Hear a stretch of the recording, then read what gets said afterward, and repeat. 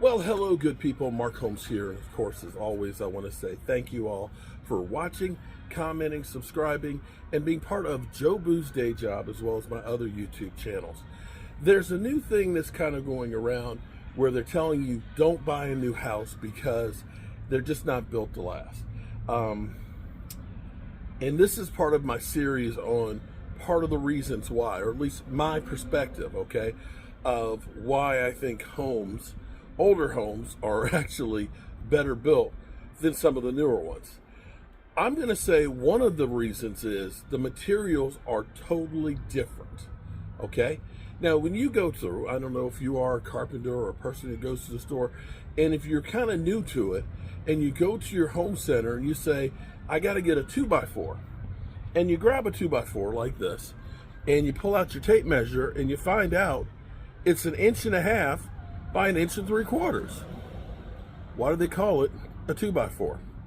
Because when it was cut at the mill, it was cut in 4 inches by 2 inches, and then they mill it up. And also, too, the wood has a tendency to shrink. And this right here this is actually a pretty straight 2x4 for today's standards. And part of the reason why that is if you look at this, if you look at the grain right there, you see that little dot? That little dot is the exact center of the tree. And so it's a little more stable because it is in that center point in there. This was actually one of a 2x12 that I cut a piece off of it. But if you look down the line, that's pretty straight. Typically, what'll happen a lot of times when you get 2x4s, today they're grown. This is southern yellow pine, which is actually kind of soft. And most of your materials, most of your houses are framed up with this.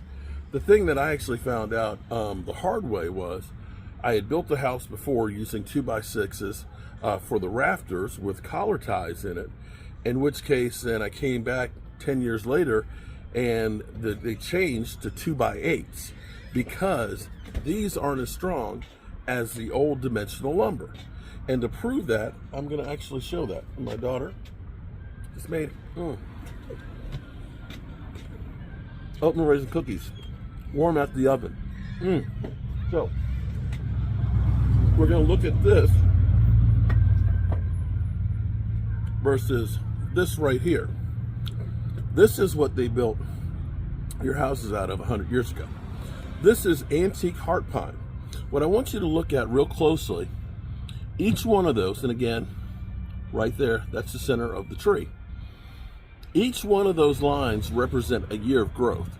Now, the difference on this southern yellow pine is it grows in about 10 to 15, maybe 18 years to mature. It grows really fast. Not so much for antique heart pine. Antique heart pine, I want you to imagine this being about a 18 to 24 inch wide log. And think about how many growth rings are in there. Typically, an antique heart pine tree takes about 300 to 400 years to mature. Unfortunately, they pretty much logged all of those out of existence. The only way you can find this is, of course, by getting reclaimed lumber. Now, here's the thing. This is a very sappy pine. And by that, I mean there's a lot of oil and resins and things in here. It's very, very strong. It is very, very hard. And it is very, very tough. And typically, that's what they framed your house with. I'm going to finish my cookie here. Just need a glass of milk.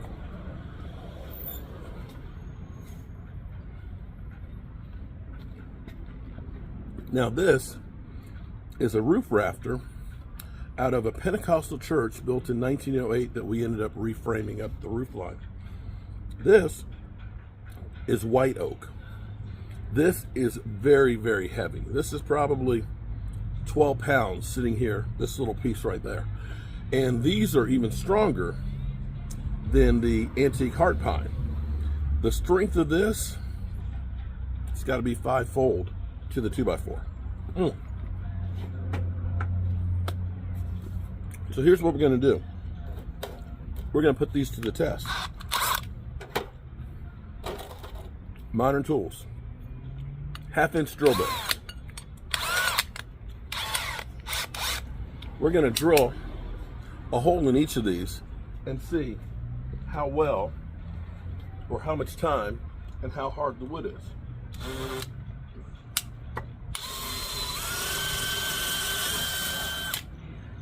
Easy peasy.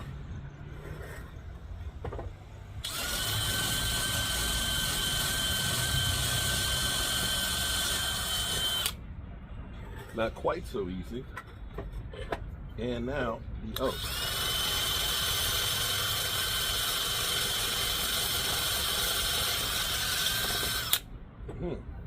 You can see it's a lot tougher to drill in that. Okay. That's a nice brand new drill bit, so it's getting sharp.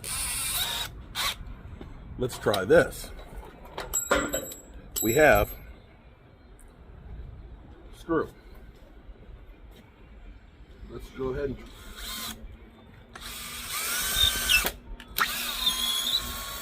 no problem on the pine board.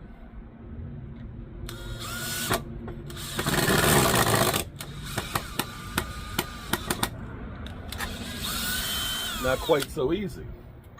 I'm going to start out with the new one because I know the threads are getting stripped on that one.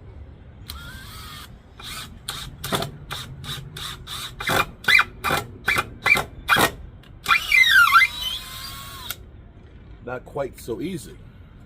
Okay, not convinced. We'll use a nail gun and let's see how well the nails go through. Okay.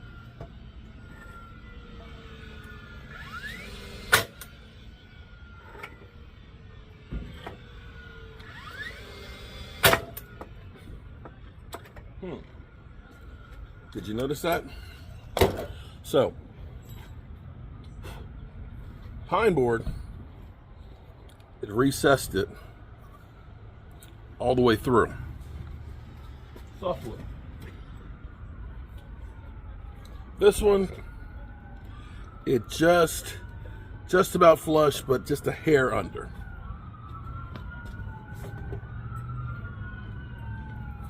The oak, not even close. So strength-wise, we're talking about better materials being used. And the way I would describe it is, houses built today are engineered as opposed to the houses of the past were literally brute strength. Not saying that one's better than the other, but I know this wood has been around for over 200 years. It took about 300 years for that to grow. This piece, it's only been around about 20 years. And we end up using all kinds of fasteners, hurricane clips, and nail plates, and engineered rafters, and so on. And we use OSB, plywood, and such. They didn't have those materials back in the day. Their sheathing was one-by material, which in some regard, I'm going to say is better as far as aging for the house. See, here's the thing. Old houses had a lot of air movement that was in there. And part of that is great because it keeps the wood nice and dry. It doesn't allow moisture to build up. Houses today that are engineered with the housing, with the house wrap on it, with the insulation and spray insulation and stuff, it creates a vapor barrier which keeps all that moisture in and out of each other. And unfortunately, wood is one of those things that's a living and breathing thing, and if it can't do what it normally does, it doesn't necessarily last. So this is the first thing we're looking at here, an old house versus a new house. We'll get into looking at some of the piping, the plumbing, and things like that. And I'm not going to go through and say that everything with the new house is bad, because it's not. The question will be is, how is it safety-wise? How is it health-wise for you and the environment? And how is it a value in the long run? I love old houses, but I can fix everything in there. If you're buying an old house and you have to pay somebody else to fix it, well, it's going to cost you a lot of money. So you have to weigh all of those factors together when you're looking at an old house versus a new house. You know, you may have to go through and you've got galvanized plumbing, in which case you want to get rid of those galvanized pipes. So now you got to turn around and redo all of that. And I'm going to tell you, if you've ever gone through in an old house that has tile in the bathroom and a cast iron bathtub, bro, that ain't easy, because that stuff's built to last. It's literally like a bomb shelter. In fact, a couple of jobs, I wish I had a couple of sticks of dynamite to blow it away. As opposed to today, you got a sheet of cement board. You can rip that stuff out in no time. Again, old versus new. When they built it before, it was built like a tank to last. Today, it's about building it as quick as possible with all the bells and whistles. There you have it. I'm Mark Holmes, and I appreciate you. Oh, we can do one more test. How about this one? This one will actually be a really good one. Let's go ahead and let's cut the wood. You can hear the whine of the saw. Make sure I don't cut the side that's got the nails in it. But listen to this. Okay. Our 2x4. Easy peasy. Our antique heart pine.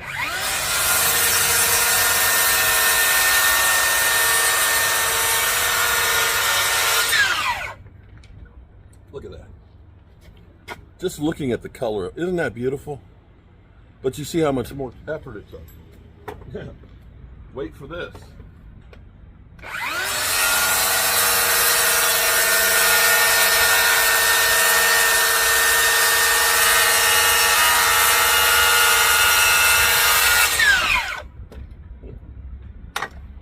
Look at that.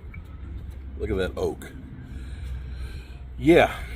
There's a big difference in building materials from before to now. I'm Mark Holmes, and I appreciate you, and have a great day.